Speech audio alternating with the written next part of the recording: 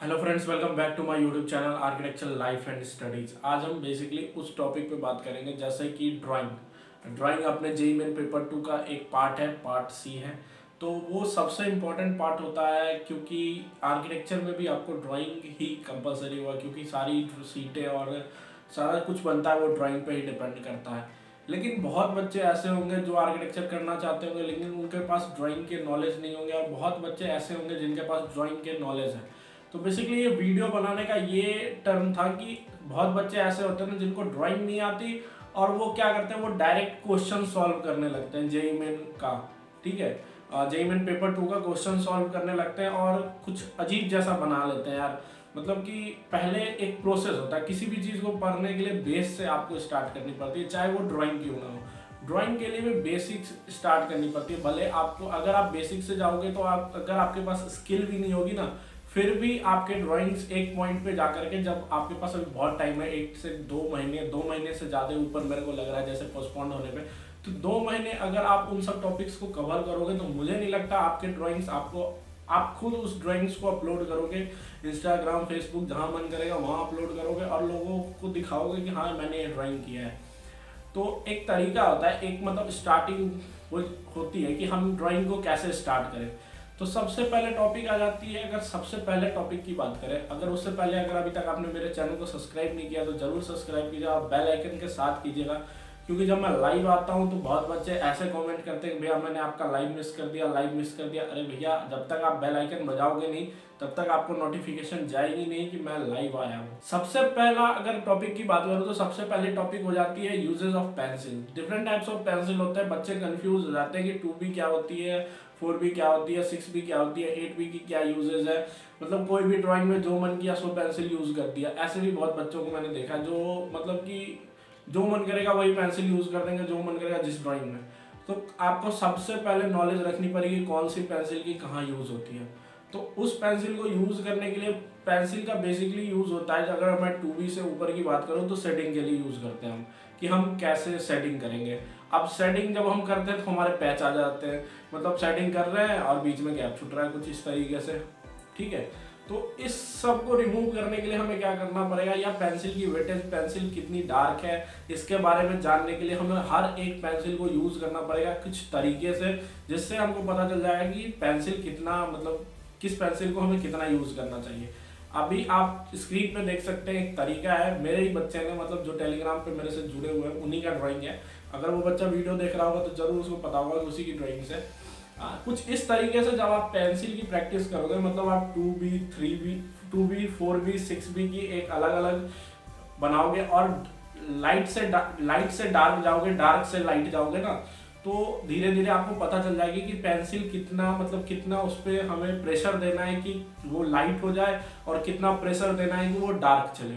तो इससे आपका पेंसिल कंट्रोल हो जाएगा। जब पेंसिल कंट्रोल हो जाएगा तो ड्राइंग्स भी अच्छी बनने लगेगी।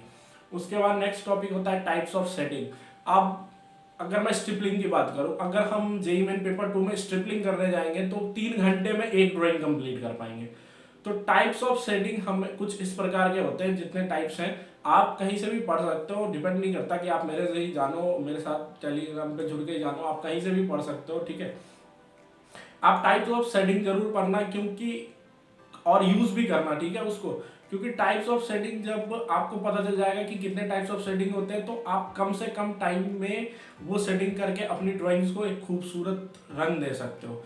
ठीक है, अगर टाइप्स ऑफ शेडिंग प्रैक्टिस करनी है तो आप किसी भी ऑब्जेक्ट को बना के, चाहे मैं एग्जांपल में एप्पल ही ले रहा हूँ क्योंकि मैंने अपने बच्चों को एप्पल ही कहा था, तो एप्पल पे आप टाइप्स ऑफ शेडिंग यूज करना। ठीक है, तो आपकी शेडिंग अच्छी क्रिएट होगी, मतलब टाइप्स ऑफ शेडिंग पता चल जाएगा कौन सी शेडिंग कितनी जल्दी कंप्लीट होती है। तो ये एक टॉपिक है जो आपको कंप्लीट करनी है। ठीक है, अब इस 2 टॉपिक से हमें स्टिल लाइफ क्रिएट करना है, स्टिल लाइफ क्रिएट करना है, जिससे कि कुछ इस प्रकार के स्टिल लाइफ्स होते हैं। तो आपने भी क्रिएट किया होगा अपने, मतलब जिन्हें ड्राइंग्स नहीं आती वो भी क्रिएट करते हैं, क्योंकि जेईई मेन पेपर 2 के क्वेश्चंस रहते हैं। तो आप जब टाइप्स ऑफ शेडिंग और यूजेज ऑफ पेंसिल के बाद ये क्रिएट करोगे तो उसमें कुछ ना कुछ डिफरेंस आपको जरूर दिखेगा। उसके बाद थोड़ी प्रैक्टिस ये भी कर लेना कि लाइट किस एंगल से आ रही है और कैसा दिख रहा है ऑब्जेक्ट, लाइट पे शैडो कैसा दिख रहा है। जब ये दोनों चीज आप मिक्स करोगे तो आपकी स्टिल लाइफ बहुत अच्छी होगी। अब बात करते हैं नेक्स्ट क्वेश्चन की, जो आती है अपनी शेप से कंपोजिशन क्रिएट करने की, कुछ इस टाइप के क्वेश्चन। तो इस टाइप के क्वेश्चन हम कैसे सॉल्व करते हैं, जैसे कि फॉर द एग्जांपल अगर मेरे को आया कि एक सिलेंडर और एक सर्कुलर शेप से और एक सिलेंडर से और एक कोन से हमें एक क्रिएट करना है, मतलब एक कंपोजिशन क्रिएट करना है, तो हमारे पास एक कॉन्सेप्ट होना चाहिए कि इस तीन ऑब्जेक्ट से क्या चीज क्रिएट होती है। फॉर द एग्जाम्पल मैंने पिछली वीडियो में भी आपको बताया था कि अगर नेल की बात करें, एक नेल की, तो नेल को भी क्रिएट करने में नीचे सर्कुलर स्पेस और फिर सिलेंड्रिकल फिर कोन ऊपर यूज होता है, तब जाकर के एक नेल क्रिएट होती है। नेल या रॉकेट कुछ भी हम कह सकते हैं उसे, तो वैसा एक क्रिएट होता है। तो आपके पास एक कॉन्सेप्ट होगी, कॉन्सेप्ट के साथ आप जैसे पिछली बार कॉन्सेप्ट में आया था हार्मोनी लिखा हुआ था, शायद हार्मोनी लिखा हुआ था या कुछ भी लिखा हुआ था, प्रिंसिपल ऑफ डिजाइन का था वो क्वेश्चन, अभी मेरे को याद नहीं आ रहा।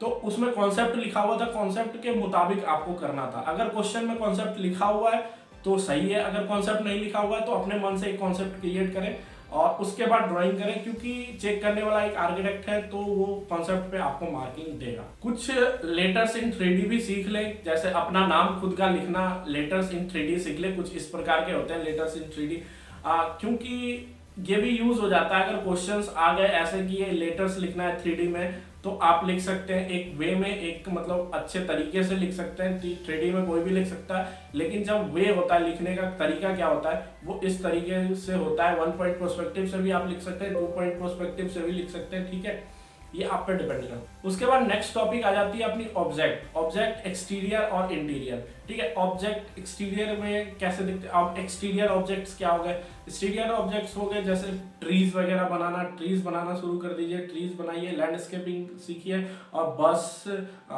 बस और हाउसेस वगैरह, मतलब जैसे आपके पिछले साल के क्वेश्चन आए, मतलब पिछले बार के क्वेश्चन आए थे फरवरी में, कि एक्सटीरियर व्यू था ना, कि आप पतंग उड़ा रहे थे, हमने कुछ इस तरीके का ड्राइंग बनाया था।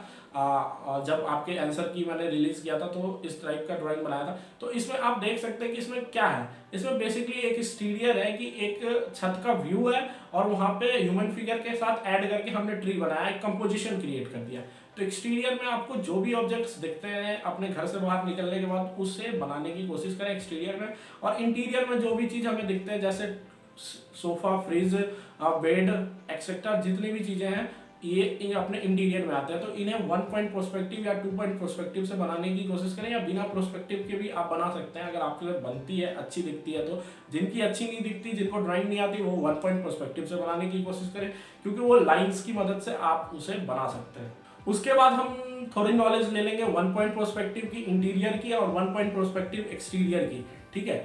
जब हम इंटीरियर और एक्सटीरियर मतलब ऑब्जेक्ट के साथ हम इंटीरियर भी बना रहे हैं ना, कि घर का शेप भी दे रहे हैं हम, और ऑब्जेक्ट्स और 1 पॉइंट पर्सपेक्टिव इंटीरियर को हमने मिक्स किया है और एक कंपोजिशन क्रिएट किया है। तो उसी तरीके से आप 1 पॉइंट पर्सपेक्टिव से पहले क्रिएट कीजिए इंटीरियर और एक्सटीरियर, उसके बाद आप 2 पॉइंट पर्सपेक्टिव से इंटीरियर और एक्सटीरियर क्रिएट करने की कोशिश कीजिए। अगर आप नोट नहीं कर रहे हैं तो प्लीज रिक्वेस्ट है कि सारी चीजें को, सारे पॉइंट्स को नोट करते जाएं, क्योंकि यही आपको हेल्प करेगी ड्राइंग सेशन में। उसके बाद हम 2 पॉइंट पर्सपेक्टिव पे भी थोड़ी सी आ जाते हैं। 2 पॉइंट पर्सपेक्टिव में वैसे ही हमें इंटीरियर और एक्सटीरियर क्रिएट करना है विथ ऑब्जेक्ट्स, और इंटीरियर में रूम और एक्सटीरियर में बाहर बिल्डिंग्स वगैरह के साथ क्रिएट करना है, ठीक है। उसके बाद कुछ आ जाती है 2-3, जैसे bird view, lizard view, worm view, ठीक है। ये 3 व्यूज है। अगर आपको नहीं आता है तो आप मेरे साथ टेलीग्राम चैनल पे जुड़ करके वहां पे मेरे से सीख सकते हैं। Bird view, lizard view, worm view, ठीक है। ये 3 व्यूज इंपॉर्टेंट है। आप किसी भी यूट्यूब चैनल पे भी सीख सकते हैं, ठीक है। Bird view, lizard view, worm view, ठीक है, तीनों नोट कर लीजिएगा। उसके बाद लास्ट आता है अपना सबसे इंपॉर्टेंट टॉपिक है, इस पे जितनी ज्यादा प्रैक्टिस कीजिएगा वो इंपॉर्टेंट रहेगा, क्योंकि ह्यूमन फिगर। अब कंपोजिशन जो आपको क्रिएट करना है वो ह्यूमन फिगर के साथ क्रिएट करना है। तो अपने को ह्यूमन फिगर का नॉलेज कंफर्म रखना है। अगर ह्यूमन फिगर आपसे नहीं बनते, आपसे प्रैक्टिस नहीं हो पाते, तो आप क्या करें, आप कुछ इस तरीके से प्रैक्टिस कर सकते हैं। आप न्यूज़पेपर की कटिंग्स ले सकते हैं, डिफरेंट जैसे क्रिकेट वगैरह की, क्रिकेट के न्यूज़ जो आते हैं वो मैगजीन से कट कर सकते हैं, ठीक है। तो आप पिक्चर्स कट करें, ठीक है, पिक्चर्स कट करें और उसको उस वे में साइड में बनाने की कोशिश करें, ठीक है। पहले आप कहीं भी सीख सकते हैं ह्यूमन फिगर कैसे बनता है, ठीक है। उसके बाद बहुत सारा वो न्यूज़पेपर की कटिंग्स लें और उसके साथ बनाने की कोशिश करें, तब आपकी बन जाएगी अच्छी ह्यूमन फिगर, आपका हो जाएगा। फिर लास्ट में हम क्या करेंगे, ह्यूमन फिगर के साथ हम कंपोजिशंस क्रिएट करेंगे, 1 पॉइंट प्रोस्पेक्टिव, 2 पॉइंट प्रोस्पेक्टिव, बहुत सारी जगह के व्यूज क्रिएट करने की कोशिश करेंगे, चाहे वो कोई भी जगह हो सकती है, आप bus stand, train station, railway station, अपने हाउस के इंटीरियर में, ठीक है। उसके बाद क्वेश्चन सॉल्व करने की कोशिश करें, तब मैं बता रहा हूँ कि आपकी कॉन्फिडेंस अच्छी होगी, ठीक है। पहले ये सब टॉपिक्स कवर करें, उसके बाद क्वेश्चन सॉल्व करें, तो मैं गारंटी देता हूँ कि आप अपनी ड्राइंग्स को खुद भी देखोगे और दूसरों को भी दिखाओगे, ठीक है। चैनल को सब्सक्राइब करना और बेल आइकन के साथ जरूर कीजिएगा, क्योंकि जब मैं लाइव सेशन आऊँगा तब आपके जो कमेंट्स होते हैं ना, उसके रिप्लाई कमेंट बॉक्स में देना पॉसिबल नहीं होता, क्योंकि वहाँ जो मैं रिटन वे में समझाऊंगा आपको और लाइव में जो बोल के समझाऊंगा, बोल के मैं एक्सपेंड करके समझा सकता हूँ ना कि हाँ ये ऐसे होता है, ऐसे होता है। अब राइट करूँगा मैं तो इतना लंबा कमेंट लिखूंगा, अब उसमें भी आपको समझ में नहीं आया तो मैं उस कमेंट को छोड़ देता हूँ। तो आपको क्या करना है ना कि आपको बेल आइकन के साथ बजाना है, जब मैं लाइव आऊँ तो आपको सारी चीज़ें मिल जाए, ठीक।